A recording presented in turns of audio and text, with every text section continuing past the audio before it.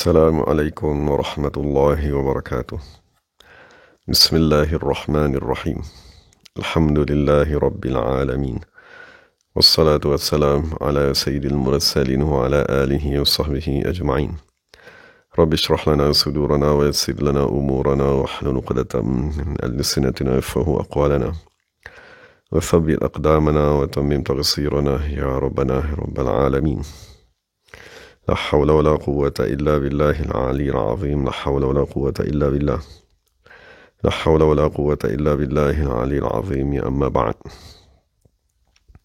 اللهم صل وسلم وبارك على سيدنا محمد وعلى آل سيدنا محمد. أستغفر الله الذي لا إله إلا هو الرحمن الرحيم الحي القيوم الذي لا يموت وأتوب إليه. اللهم اغفر لنا. Alhamdulillah, kita bersyukur kepada Allah Subhanahu wa Ta'ala kerana dapat sama-sama dalam pengajian kitab Qalaidul Jawahir yang dikarang oleh Al-Allamah marhum Syekh Muhammad ibn Yahya At-Tadafi Al-Hambali. Kitab pada menyatakan riwayat hidup dan kelebihan-kelebihan Sultan Al-Awliya Muhyiddin Abdul Qadir Jailani radhiyallahu anhu. Jadi alhamdulillah kita sampai pada muka surat 41. Jadi penulis berkata daripada Hafiz Ibn Najjar, dia menyatakan dalam kitab tarikhnya, dia kata Abdullah ibn Jubba'i telah menulis kepadaku dan aku meriwayatkan daripada tulisannya sendiri. Dia berkata Syekh Abdul Qadir Jailani menasihatkan, memberi kata-kata panduan kepada kita, ad-dunya ashghal wal akhiratu ahwal wal abdu fima bainal ashghal wal ahwal hatta yastaqirra qararuhu imma ila al jannati wa imma ila an nar. Jadi ini Syekh memberi panduan kepada kita, maknanya kita punya penghujung perjalanan hidup ialah sama ada kepada syurga, tempat keredaan dan melihat wajah Allah Subhanahu wa Ta'ala, ataupun sebaliknya wal'iyazbillah, kepada neraka wa bi'sal masir. Cuma Syekh memberitahu kepada kita untuk sampai kepada tempat tetap kita yang terakhir tadi, kita perlu melalui dua alam. Pertama sekali ialah ad-dunya, alam dunia yang kita berada sekarang. Jadi apabila kita berada di alam dunia ni, kita diganggu dengan pelbagai gangguan, kita disibukkan dengan pelbagai urusan sehingga tak sempat untuk kita tadi memikirkan tentang akhirat. Maksud dunia dia cipta sebagai tempat ujian, mengganggu manusia, harta benda mengganggu manusia, anak, isteri, fikiran, pekerjaan dan sebagainya. Kesemua itu akan mengganggu manusia, hobi, permainan, keinginan, kegemaran. Semua itu akan menyebabkan manusia tadi lupa tentang adakah dia tadi berada di dalam syurga, di tempat akhirnya, ataupun waliyazbillah sebaliknya. Jadi Syekh memberitahu kepada kita ad-dunya ashghalun. Sesungguhnya dunia, tempat kita berada sekarang, ialah tempat yang Allah Subhanahu wa Ta'ala letak pelbagai ujian. Jadi hendaklah kita tadi merenung berapakah masa yang perlu kita peruntukkan untuk mencari nafkah, berapakah masa yang perlu kita untukkan kepada diri kita sendiri, ibadat kepada Allah Subhanahu wa Ta'ala, untuk menyediakan bekalan untuk kita melintasi alam akhirat. Kemudian Syekh berkata satu lagi maklumat yang amat penting ialah wal akhiratu ahwal. Sesungguhnya alam akhirat dia ialah keseluruhannya ketakutan. Bermula daripada kita berada dalam kubur, akan datang malaikat bertanya soalan dan seumpamanya. Dan apabila kita dibangkitkan kepada mahsyar, apabila berada di timbangan amalan, titian sirat, kesemua itu ialah ahwalun, ketakutan-ketakutan. Jadi adakah kita boleh berasa aman dengan ketakutan tersebut? Adakah kita tadi sudah cukup mempunyai persediaan untuk menghadapi ketakutan yang amat sangat? Maksudnya Allah menggambarkan pada hari kiamat tadi, manusia lari daripada saudaranya sendiri. Yauma yafirul mar'u min akhihi saudar wa ummihi wa abihi, dan dia lari daripada bapa dan ibunya, wa sahibatihi wa bani, dan dia tak pedulikan lagi isterinya dan anak-anaknya. Likulli imri'in minhum yawma idzin sya'nun yughni, dan pada hari tersebut manusia mempunyai kebingungan, kerunsingan yang amat sangat pada dirinya sendiri. Jadi itulah keadaan alam yang akan kita hadapi. Alam yang sangat mengganggu kita dan alam yang amat menakutkan. Jadi Syekh berpesan kepada kita supaya buatlah persediaan. Jangan kita tertipu dengan kesibukan dunia. Jangan kita tadi tertipu dengan aktiviti dunia. Maksudnya dunia ni diprogramkan. Musuh Islam memprogramkan dunia ni mengganggu kita daripada kita kecil lagi. Kita dipaksa untuk pergi ke sekolah. Kita dipaksa untuk bekerja. Kita dipaksa dengan pelbagai rutin kehidupan dan adat yang tak boleh, yang ramai manusia tidak boleh mengelakkan diri daripadanya. Berhutang berpuluh tahun dan seumpamanya. Perkara tersebut menyebabkan manusia tak berhenti memikirkan tentang dunia dan menyebabkan dia tadi lupa kepada akhirat. Itu nasihat daripada Syekh Abdul Qadir Jalani kepada kita. Kemudian Syekh berkata Syekh Abdul Qadir Jalani berkata dalam ba'di majalisihi, dalam sebahagian majlis ni, awwalu ma yattali'u fi qalbil mu'mini najmul hikmati ثم قمر العلم ثم شمس المعرفة فيصير بنجم الحكمة ينظر إلى الدنيا وبضوء قمر العلم ينظر إلى الأخرى وبضوء شمس المعرفة ينظر إلى المولى. Jadi ini penulis atau Syekh Abdul Qadir ini memberi panduan kepada kita apabila kita mula berjalan beribadat kepada Allah Subhanahu wa taala.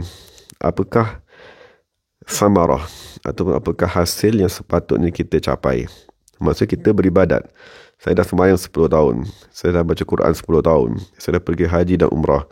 Saya dah menginfakkan harta, bersedekah. Saya dah pergi banyak kuliah, menghadiri pelbagai kelas pengajian.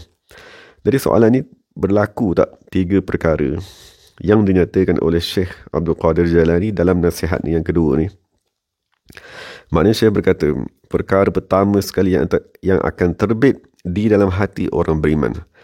Maknanya syarat untuk dikurniakan dengan perkara yang nak dinyatakan tadi ialah kita tadi mesti pertama sekali mempunyai keimanan. Keimanan terhadap ajaran yang dibawa oleh Nabi Muhammad SAW yang diperincikan dengan amalan yang zahir yang diisahkan sebagai syariat dan diperincikan dengan amalan yang batin yang diisahkan sebagai tarekat. Itu pertama sekali kita kena beriman. Kalau kita sembahyang zuhur tetapi kita tidak beriman dengan kewajipan solat zuhur, maka solat zuhur kita tadi tak sah. Apa saja ibadat yang kita buat, kita perlu beriman dengan ibadat tersebut. Kita perlu meyakini perkara tersebut wajib kepada kita. Jadi ada amalan yang berkaitan dengan anggota kita yang zahir diistilahkan sebagai syariat, seperti menutup aurat dan seumpamanya. Dan ada ibadat yang berkaitan dengan hati. Ibadat tersebut diistilahkan sebagai tarekat. Jadi kita perlu beriman kepada kedua-dua ibadat tersebut. Apabila kita dah beriman dengan ibadat zahir dan ibadat batin, maka Syekh berkata pertama sekali yang Allah Ta'ala akan kurniakan di dalam hati orang yang beriman tersebut ialah najmul hikmati, bintang ilmu hikmat. Kedua, qamarul ilmi, bulan ilmu pengetahuan. Dan yang ketiga yang paling agung ialah syamsul ma'rifah, matahari ilmu ma'rifat.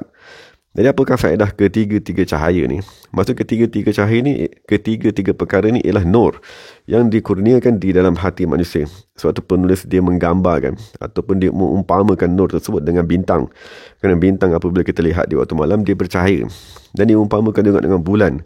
Kerana bulan penuh tadi di waktu malam juga bercahaya. Dan cahaya yang paling kuat sekali yang boleh menyinari alam semesta seluruhnya, sehingga kan kita tak perlu lagi nak membuka lampu pada siang hari, kereta tak perlu memasang lampu, dan semua apa saja cahaya hilang di bawah cahaya matahari ialah syamsul ma'rifati, cahaya yang Allah kurniakan untuk manusia tadi makrifat kepada Allah Subhanahu wa taala.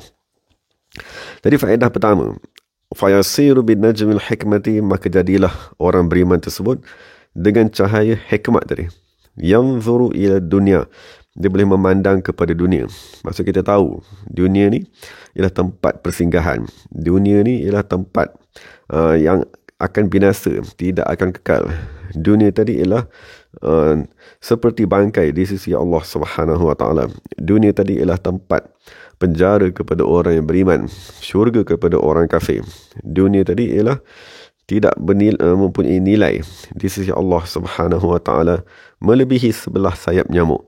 Jadi manusia yang mempunyai nur hikmah, dia akan memandang kepada dunia tersebut dengan tidak dengan pandangan zuhud, tidak mempunyai syahwat kepada dunia dan tidak menghabiskan masanya merebut dunia tersebut. Itu pertama sekali tanda apabila kita tadi mula dah dikurniakan dengan cahaya nur hikmah di dalam hati kita.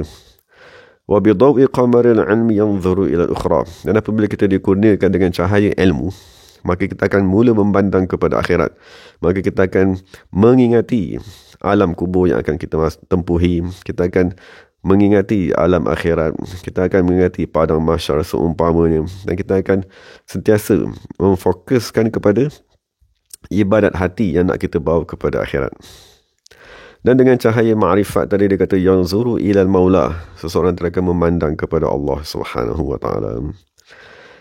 Dan setengah daripada nasihat Syekh Abdul Qadir Jailani ini yang ketiga ialah al-awliya'u ara'isullahi ta'ala la yattali'u alaihim illa dhu mahramin.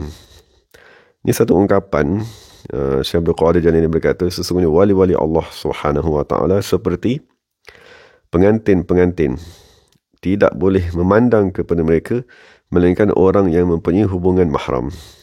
Jadi ayat yang lebih kurang maknanya juga diriwayatkan daripada Syekh Abu Yazid Al-Bistami radhiyallahu anhu. Maksud Syekh Abu Yazid berkata, al-awliya'u awliya'ullahi ara'isullah la wa la yara al-ara'isa illa al-mahramun fahum mukhaddaruna indahu fi hijabil unsi la yarahum ahadun fid dunya wala fil akhirah. Inilah perkataan yang diulang oleh ulama-ulama Islam, wali-wali Allah. Mereka berkata, sesungguhnya wali-wali Allah tadi diumpamakan seperti pengantin perempuan. Maksudnya di sisi Allah Subhanahu wa taala. Maksudnya kalau ada kenduri kahwin yang boleh melihat pengantin perempuan, ini adat di negara Arab satu masa dulu. Maksudnya yang boleh melihat pengantin perempuan hanya ahli keluarga saja. Maksudnya dia tidak seperti di tempat kita. Maksudnya pengantin lelaki dan pengantin perempuan duduk di tempat umum. Boleh dilihat oleh semua yang datang, tak. Tapi di asal majlis perkahwinan yang sebenar ialah pengantin perempuan hanya boleh dilihat oleh zu mahram. Jadi yang dia nak bagi tahu, sesungguhnya wali Allah Subhanahu wa taala tidak menzahirkan diri mereka. Dan mereka tadi disembunyikan. Dan mereka tadi tidak diketahui siapakah mereka. Tujuan ini adalah supaya manusia tadi tidak menyakiti wali-wali Allah Subhanahu wa taala. Dan kerana Allah Taala amat cemburu sekiranya manusia tadi menyakiti mereka. Kerana sekiranya kita menyakiti orang yang bukan wali, maka Allah Subhanahu wa taala murka kerana perkara tersebut ialah satu kezaliman. Jadi bayangkanlah sekiranya kita menyakiti wali Allah Subhanahu wa taala, kita menuduh mereka tadi gila, kita menuduh mereka tadi membawa ajaran yang tidak benar dan seumpamanya. Jadi Allah Subhanahu wa taala akan lebih murka lagi. Jadi sekiranya Allah Ta'ala murka kepada seseorang dengan sebab menghina kekasih-kekasihnya, maka Allah Ta'ala akan mengisytiharkan perang kepada manusia tersebut. Maka oleh sebab itulah wali-wali Allah tidak diketahui dan tidak dikenali, melainkan orang yang mempunyai hubungan yang amat kuat dengan mereka. Seperti dalam perumpamaan manusia ini seperti mahram. Orang yang ada hubungan mahram, mereka saja yang dapat melihat, yang dapat mengenali wali-wali Allah Subhanahu wa taala.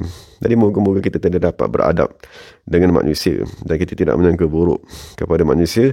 Dan kedua, hendaklah kita tadi mencari kekasih Allah, wali Allah Subhanahu wa taala, untuk kita tadi berguru dengan mereka dan untuk kita tadi mempelajari bagaimanakah cara untuk kita tadi beribadat, dikurniakan dengan nur hikmat, nur ilmu dan nur ma'rifat, dan sebagaimana yang telah Syekh katakan sebelum ini.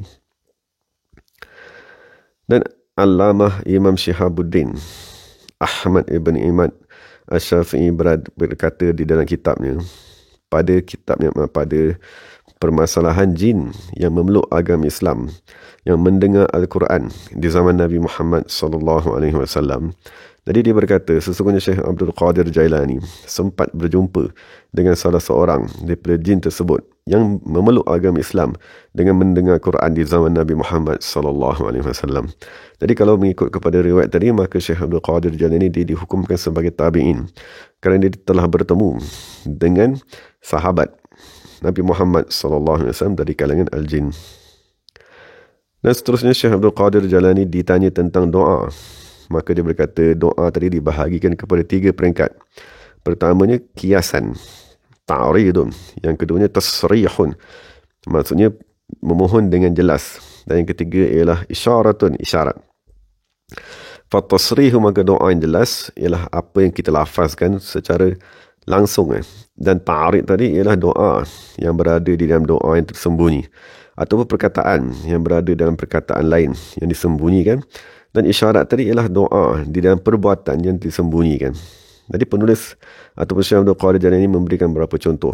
Antara ta'rid, maksudnya doa dalam bentuk kiasan, ialah sabda Nabi Muhammad SAW, la takilna ila tadbiri anfusina tarfat ain. Maksudnya Nabi SAW memohon daripada Allah Subhanahu Wa Taala agar tidak membiarkan kita mentadbir diri kita sendiri walaupun sekelip mata. Jadi seolah-olahnya Nabi SAW berkata, wahai Allah Subhanahu Wa Taala, jadikanlah setiap pandanganku memandang kepada perbuatanmu. Jadikanlah setiap pandanganku memandang kepada sifat keagunganmu. Jadikanlah daku pada setiap pandanganku memandang kepadamu, wahai Allah Subhanahu Wa Taala. Dan itulah makna ihsan, sebagaimana yang pernah ditanya oleh Jibril kepada Nabi Muhammad SAW. Jadi Nabi SAW sebenarnya meminta secara tersirat agar dikurniakan dengan ru'yah, memandang kepada Allah Subhanahu Wa Taala. Dan yang kedua ialah isyarat, memohon dalam bentuk isyarat, seperti mana perkataan Nabi Ibrahim AS, Rabbi arini kaifa tuhyil mauta, wahai Allah Subhanahu Wa Taala, perlihatkanlah kepadaku bagaimanakah kamu tadi menghidupkan orang yang telah mati. Jadi walaupun zahirnya ialah arini tadi, perlihatkan kepada aku bagaimanakah kamu menghidupkan orang mati, tapi sebenarnya yang dikehendaki ialah Sayyidina Ibrahim mengisyaratkan kepada wahai Allah Subhanahu Wa Taala, perlihatkanlah dirimu kepadaku. Adapun doa yang jelas ialah perkataan Nabi Musa alaihissalam. Nabi Musa berkata, Rabbi arini anzur ilaika, wahai Allah Subhanahu Wa Taala, perlihatkanlah dirimu kepadaku, anzur ilaika, agar aku dapat melihat kepadamu, wahai Allah Subhanahu Wa Taala. Jadi kesemua Nabi-Nabi dan Rasul memohon untuk dikurniakan dengan ru'yah, memandang kepada Allah Subhanahu Wa Taala. Cuma masing-masing dengan cara, uslub masing-masing dalam berdoa, memohon kepada Allah Subhanahu Wa Taala. Dan Syekh Abdul Razak radhiyallahu anhu berkata, setengah daripada doa bapaku, maksudnya bapanya itu Syekh Abdul Qadir Jalani, ialah Allahumma inna na'udzu biwaslika min saddika, wahai Allah Subhanahu Wa Taala, aku mohon perlindungan dengan hubungan kepadamu daripada daku dihalang daripadamu. Maksud dia memohon agar berterusan berhubung dengan Allah, dan diminta lindung daripada dihalang. Wa biqurbika min tardika, dan aku mohon agar dekat kepadamu, wahai Allah, dan minta lindung daripada dijauhkan, dihalau. Wa biqabulika min raddika, dan aku memohon agar kau menerima daku, wahai Allah, dan aku minta lindung daripada engkau menolakku. Waj'alna min ahli ta'atika wa uddika, wahai Allah, jadikanlah kami ahli ketaatanmu, ahli kecintaanmu. Wa ahilna li syukrika, jadikanlah kami tadi layak untuk ahli untuk mensyukuri kamu dan memuji kamu, ya arhamar rahimin. Itu salah satu doa. Dan kemudian dia bawa satu doa yang panjang daripada Syekh Abdul Qadir Jalani. Ini kita bacalah sebagai penutup kepada pengajian pada hari ini.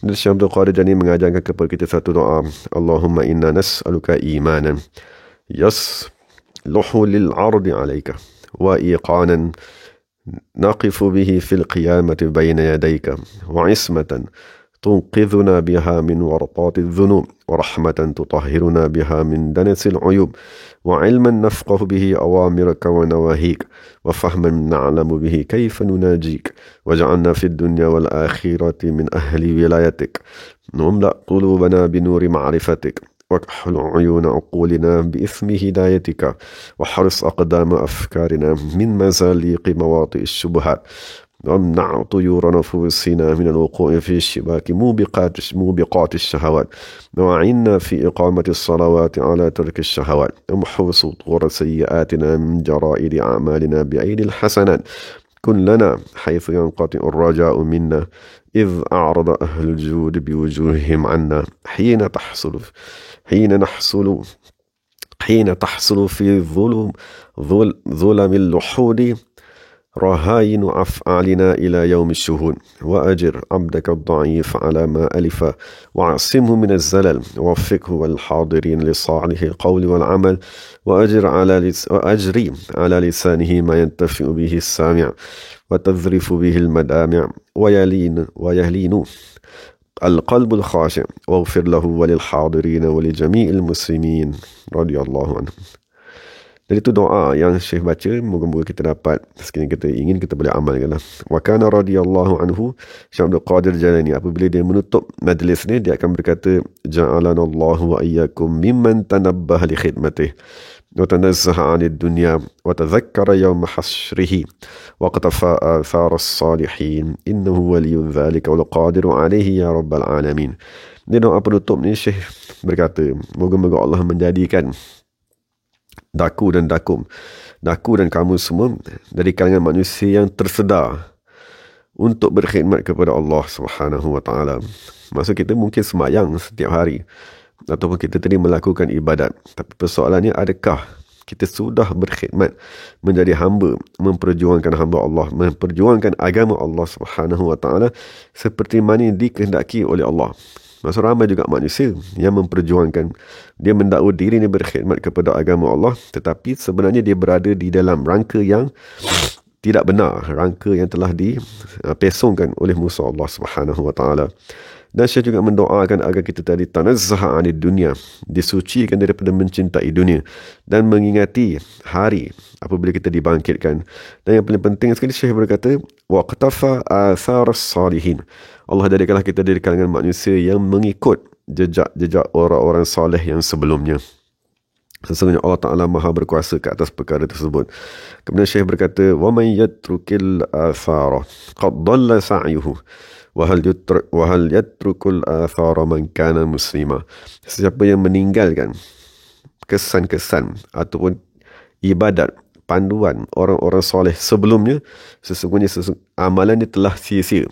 Maksud sekarang ni, sekiranya kita ingin beribadat, kita ingin mendekatkan diri kepada Allah, tapi kita tidak ikut panduan yang telah ditinggalkan oleh sahabat, kita tak mengikut panduan yang telah ditinggalkan oleh tabi'in, kita tak mengikut panduan yang telah digariskan oleh imam-imam mazhab, syekh-syekh tarekat dalam mendekatkan diri kepada Allah Subhanahu wa taala, maka Syekh Abdul Qadir Jalani berkata, faqad dhalla sa'yuhu. Sebenarnya amal yang kita buat tadi sia-sia. Mungkin kita rasa kita banyak membaca Al-Quran, tapi dia khawatir baca Quran tersebut semata-mata kerana inginkan pujian. Dan mungkin kita rasa kita banyak semayang dan seumpamanya, tetapi kerana semayang tadi tidak khusyuk. Kita tak belajar macam mana nak dikurniakan dengan khusyuk tadi, kita tak belajar macam mana menghidupkan hati, maka semayang tadi tidak diterima. Apabila tak diterima, itulah yang dikatakan dengan dhalla sa'yuhu, usahanya menjadi sia-sia, tidak diterima. Jadi akhir sekali Syekh berkata, adakah orang yang benar-benar Islam akan meninggalkan panduan yang telah ditinggalkan oleh ulama terdahulu? Maksud Nabi SAW memberitahu, al-ulama warathatul anbiya, sesungguhnya ulama ialah pewaris kepada nabi-nabi, maka menjadi satu kewajipan kepada kita untuk mengikut panduan yang telah mereka nyatakan dalam ilmu tauhid, sebagaimana kitab sifat 20 yang telah diajar zaman berzaman, dan kita kena mengikut mazhab Syafi'i yang diajarkan kepada kita di Nusantara, dan kita kena mengikut mana-mana panduan tarekat yang disampaikan kepada kita oleh guru mursyid kita masing-masing. Moga-moga Allah Subhanahu wa taala memberi pengetahuan, memberi ilmu dan amalan kepada kita, dan moga-moga kita tadi dikurniakan dengan amalan yang diterima di sisi Allah Subhanahu wa taala zahir dan batin. Dari segala yang baik daripada Allah Subhanahu wa taala, segala salah silap daripada diri saya sendiri. Wa aqulu qawli hadza wa astaghfirullahal azim li wa lakum wa lisairil muslimin wal muslimat. Bismillahirrahmanirrahim. Alhamdulillahirabbil alamin wassalatu wassalamu ala alihi washabbihi ajmain. ربنا آتنا في الدنيا حسنة وفي الآخرة حسنة وقنا عذاب النار وصلى الله على سيدنا محمد والحمد لله رب العالمين. Jadi terima kasih kepada semua sahabat. Assalamualaikum warahmatullahi wabarakatuh.